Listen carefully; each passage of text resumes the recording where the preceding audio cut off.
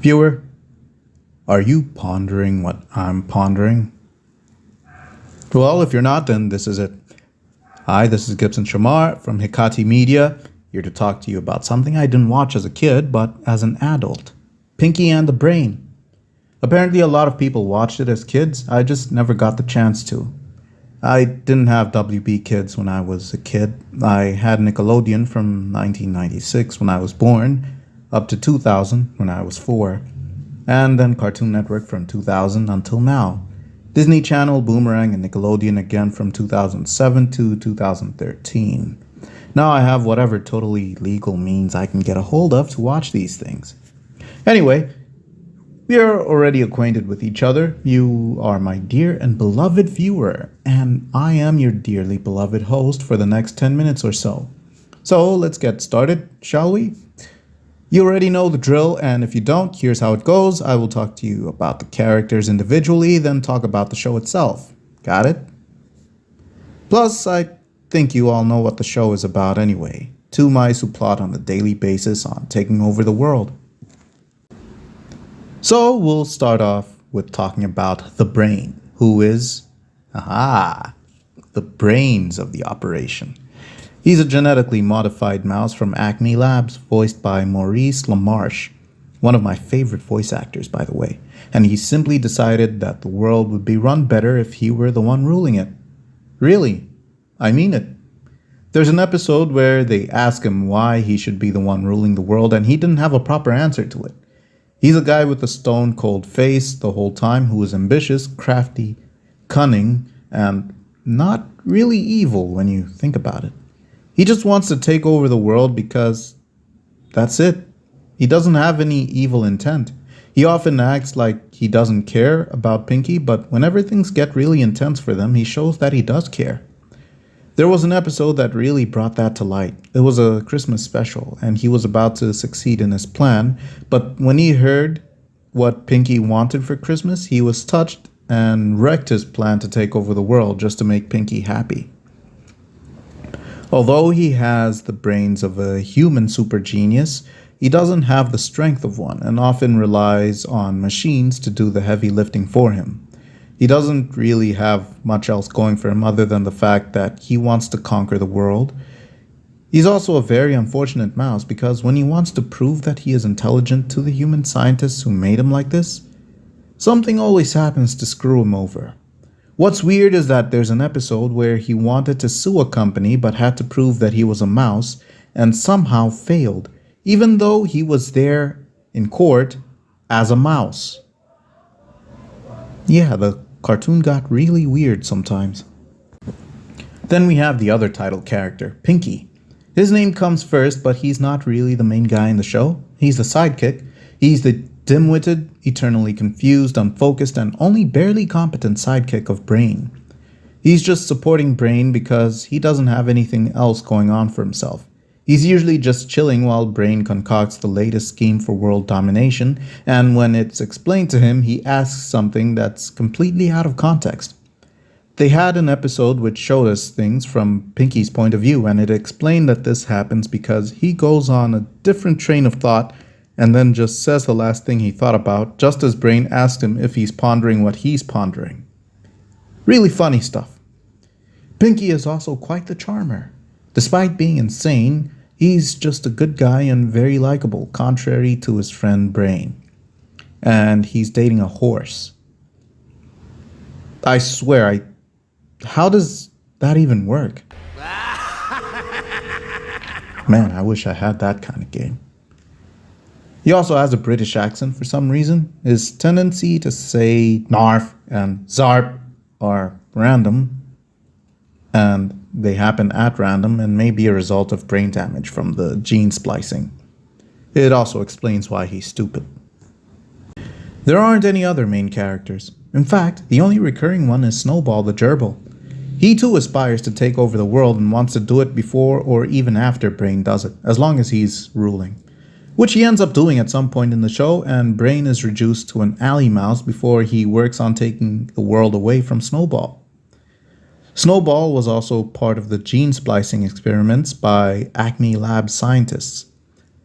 I don't know, I find it kind of odd that all these gene-spliced animals aspire to conquer the world. That really puts into question just what kind of intentions Acme Labs had. Anyway, Snowball is colder, more calculating, and manipulative than Brain, who seems to have a soft spot for things sometimes. Snowball is just bad, mean, and, dare I say it, evil. The question of who is smarter is never brought up, as Brain is shown to be smarter than Snowball and more resourceful when it comes to solving problems. Unless Snowball's plans go exactly as he foresaw them, he won't be able to get anything done.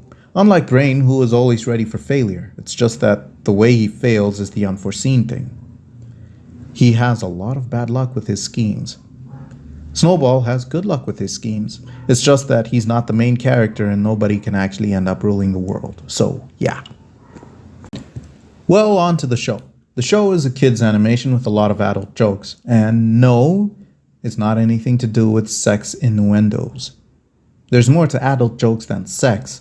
They make a lot of political jokes, a lot of jokes involving celebrity scandals, and I swear they make fun of the president of the US at the time.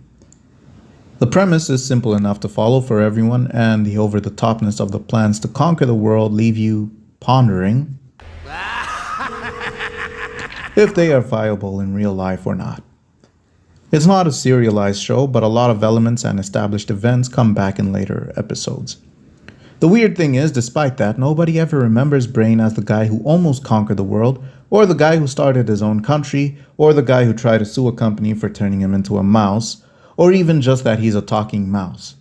It's also interesting to see everyone treating a genetically modified mouse talking and going about it as if it's normal. Like, man, what is wrong with you people in this world?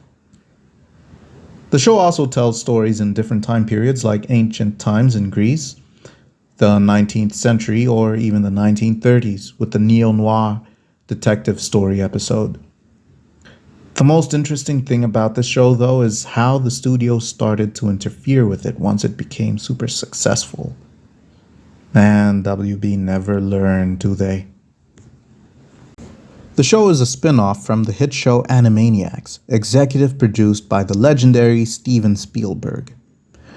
When the show was getting big, the studio kept getting in over its head and tried to put in their changes because they thought that the kids would respond well to them, like adding a third member to the duo called Larry. The studio wanted the show to do less with the whole take over the world thing. You know, the thing that the whole show is about. The creators of the show were vehemently against that, but ended up putting Larry in an episode, and it showed that it was clearly a very wrong move to make.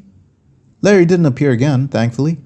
There was so much more interference on the show that Peter Hastings, a key writer of the show, even left, and there was an episode where it was revealed that Pinky and Brain were actors in a show, and they left, which was basically his resignation.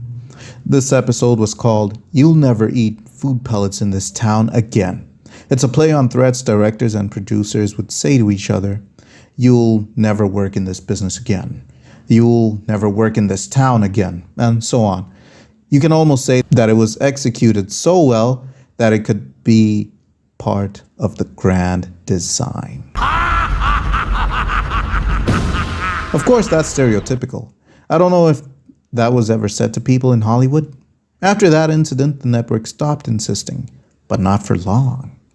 They continued trying to meddle, eventually getting what they wanted with the third character in the sequel/spin-off/follow-up or whatever it was supposed to be.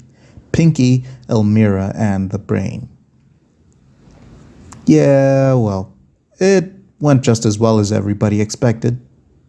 Badly. It aired for 13 episodes. Yeah, studio interference isn't new and it will never not be an issue. We just have to live with it or try our best to maintain our creativity through it all. I really like the parody episodes, and my favorite has to be the one where they parodied Star Wars. No relation. Where Brain didn't want to rule the world, but the entire galaxy. That episode was really something. And it was the last one of the show before Elmira. My favorite character is Brain because Maurice LaMarche's voice is just so cool. He sounds so grown up, yet always acts so young. Like Father in Kids Next Door. This show was a really cool thing to see because, quite frankly, I may be running out of 90s cartoons to watch now as an adult. Unfortunately, I decided to talk about these shows so many years after having started my quest to complete my childhood. I may end up talking about these later on down the line, but bear in mind that I'm watching more and more stuff, and not all of it can be talked about on the channel because footage is hard to come by. I need stuff to keep you entertained, visually. Well, thanks for watching this video. The next one is going to be an anime. I haven't done anime since Chainsaw Man, but I have watched a few, which again I couldn't get footage of, so I didn't talk about it on the channel. So guys, please check out our Facebook page, our Instagram page, and our other videos on the channel while I prepare for tomorrow night. I will do what I do every night, dear subscriber. Try to take over the world.